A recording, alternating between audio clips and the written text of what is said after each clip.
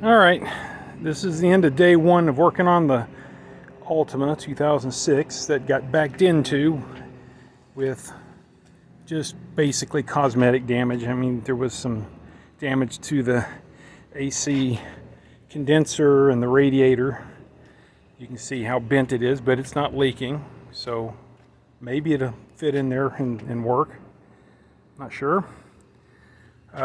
Looking around, this car loses oil. It doesn't leak oil though, because there's never any oil underneath it, but we have to add oil to it all the time because it just kind of disappears.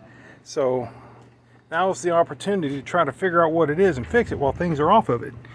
But no idea. I mean, there's oil residue on top of the transmission. I did replace the valve cover gasket, and I really put some RTV on it, so it shouldn't be leaking there if that's where it was. But this car the oil just disappears. No obvious place for it. But anyway, as you can see, I got the entire front clip off, and headlights are out. The radiator mount, our radiator support, is out. Now that's the main problem. It got damaged. It's got to be replaced, and it's kind of expensive if you bought a new one. So obviously I'm going to be looking for a cheap used one that's in good shape. If anybody has radiator support, I can get a new radiator for less than $100, so that's not a problem. I need a new engine mount. That engine mount is shot there, so I'm going to be replacing that. And what else? The hood. I need a hood. If you've got a hood, let me know. Preferably a white one so I don't have to paint it. There's the radiator. Fan assembly is needing to be replaced.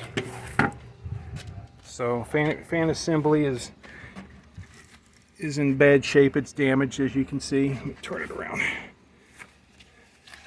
So need a fan. I think the fan motors are fine though. All I need is the thing that holds them. If that's something that can be bought separately. Maybe the whole assembly with the fan motors is the route to go. I don't know, just whichever's cheaper, I guess. So you can see there that the fans were rubbing against the radiator. Even though that radiator didn't leak after they put sealant, no way I would trust it. If you look at the previous video, you can see how all this was strapped in with baling wire and zip straps. Pretty amazing that she was able to drive it, you know, maybe over 1,000 miles to get it home with no problems, didn't break down or nothing. All right, well, that's it. I gotta find the parts and I'll start putting her back together.